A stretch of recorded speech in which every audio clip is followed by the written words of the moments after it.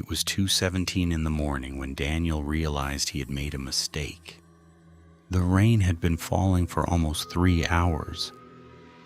But then his headlights caught something on the side of the road.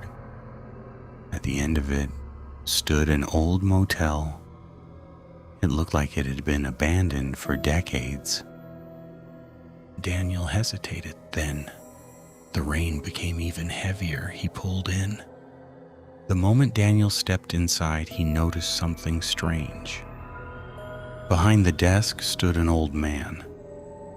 He wore a black suit that looked like it belonged to another century.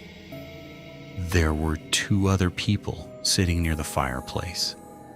They were dressed exactly the same way, pale faces, and none of them spoke. They simply stared at Daniel. Finally, the man behind the desk smiled. "Room 7. Daniel frowned. "I didn't say I wanted a room." The man continued smiling. "You're staying tonight." Daniel laughed nervously. "Okay, how much?" The man slid a rusty key across the desk. There was no price, just the number 7. Daniel took it. He told himself he was simply tired. He needed somewhere dry to sleep. The room was freezing. The wallpaper was peeling. The bed looked like it hadn't been replaced since the motel was built. Daniel put his bag down and noticed something scratched into the wooden wall. When he went to take a closer look, it said, "Do not open the door after midnight." Then checked his phone. 12:06 a.m. From somewhere outside came a faint humming. At first it sounded like someone singing, but gradually the sound became clearer. It was chanting. Daniel went to take a look outside. He was terrified at the scene in front of him. There were several mysterious people standing completely motionless facing the wall, all wearing identical antique clothing. Daniel blinked. They were gone. Daniel rushed inside his room, completely breathless, and just then, he heard footsteps outside. The doorknob slowly turned, once, twice, then stopped. A voice whispered from the other side, "Daniel?" His blood ran cold. He had never told anyone at the motel his name. He backed away from the door. The voice whispered again, "Daniel, we know you're awake." Then silence. For nearly an hour, nothing happened, until Daniel heard something dragging across the hallway.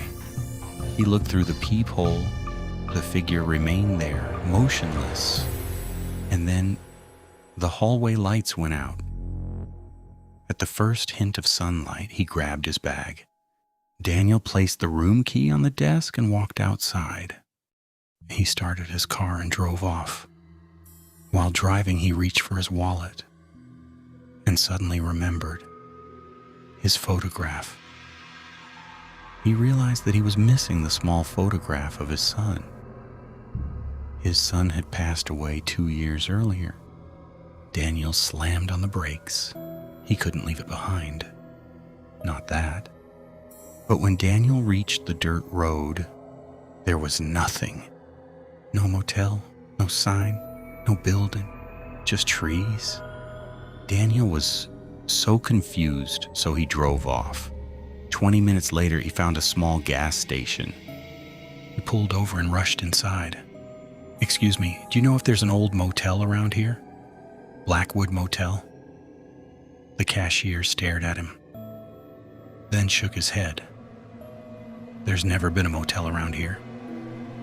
Daniel felt his stomach drop. "What do you mean?" The cashier pointed toward the road. "Nothing has been there for over 100 years. Before Daniel could respond, a gust of wind blew through the station. An old newspaper flew through the open door. It landed at Daniel's feet. He picked it up. The paper was yellow and brittle. The headline read, "Blackwood Motel shut down after secret rituals." Daniel's hands began shaking. The article described wealthy travelers who had gathered at the motel in the late 1800s. According to the article, they held secret ceremonies there. People disappeared. Strange chanting was heard at night.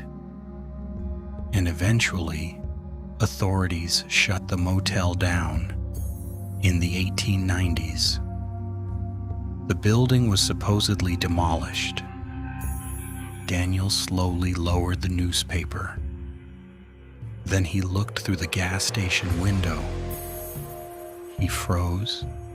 It was the same person from the motel.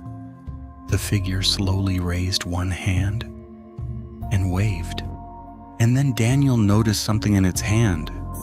Daniel never found out how the photograph got into that man's hands. Every year, on the anniversary of his son's death, he sees the same motel sign on a different road, always in the rain and always with one room available, room 7. And that brings us to the end of today's terrifying story. But the question is, if you were Daniel, would you have gone back for the photograph? Let me know your answer in the comments below. And if you enjoyed this story, don't forget to like the video, share it with someone who loves horror, and subscribe to the channel for more disturbing stories, mysteries, urban legends, and unexplained encounters. Also, comment below and tell me what horror story or terrifying topic you want to see next. Until then, be careful where you stop at night, because sometimes the places you find were never supposed to exist.